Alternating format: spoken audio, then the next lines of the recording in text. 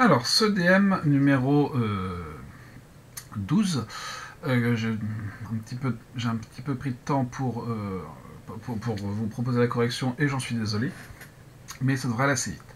La première question, il s'agit d'une question qui aurait pu être une question de cours, la distance entre un point et une droite dans le plan. Donc, je vais m'intéresser à H, le projeté de A sur la droite D. Donc j'ai la droite D, quelque part j'ai le point A, et j'ai mon projeté orthogonal. Alors ici je vais rajouter orthogonal.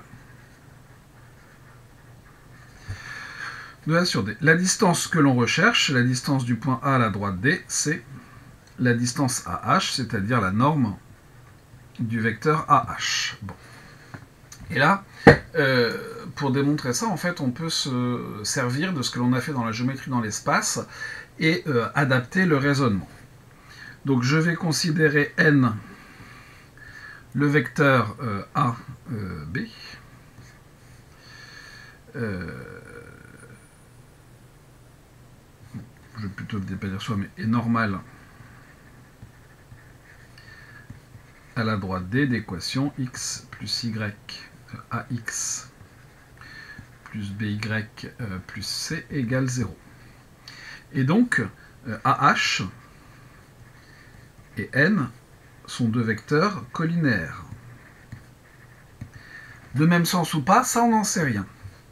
Mais donc, mon AH scalaire n va s'écrire comme la norme de AH multiplié par la norme de n multiplié par le cosinus de l'angle AH n, et ce cosinus, il vaut plus ou moins 1. Et donc, si je veux ma norme, oui, la norme de AH, pour pallier ce problème de plus ou moins 1, je vais prendre ça en valeur absolue. Multiplié par n, alors, décidément,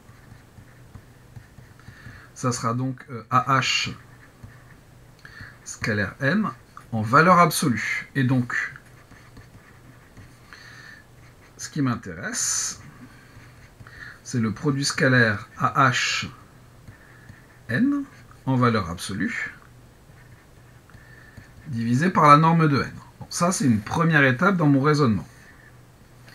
Évidemment, je vais évaluer le AH scalaire n et je vais évaluer la norme de n. Or, si H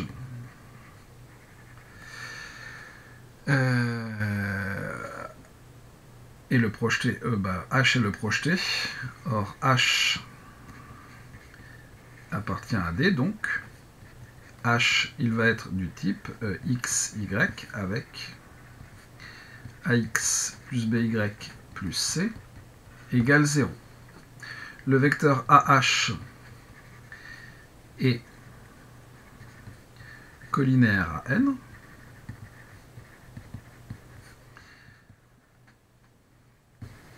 À n de coordonnées, est-ce que j'ai donné ces coordonnées? Oui. Donc, il existe un réel lambda, tel que mon vecteur AH, qui est x moins xa, y moins ya, c'est lambda a, b. Bon, donc, mon produit scalaire, en valeur absolue, c'est donc x lambda, pourquoi lambda, a x moins xa plus b y moins ya.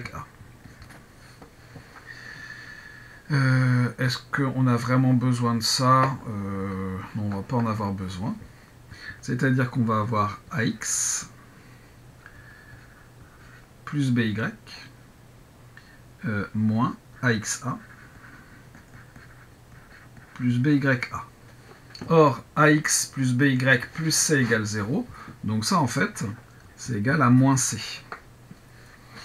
J'ai donc moins a xa plus bya plus c. Et d'où la norme du vecteur AH, c'est-à-dire la distance entre mon point A et ma droite D, c'est cette chose-là en valeur absolue, alors qu'il y ait le signe moins ou pas, ça ne change pas grand-chose, puisqu'il y a les valeurs absolues. AXA plus BYA plus C, divisé par la norme de n, c'est-à-dire racine de A carré, plus B carré. Je ne fais que réappliquer cette chose-là. Et voilà pour ce premier exercice. Il y a d'autres formulations possibles, mais je pense que c'est l'une des plus simples.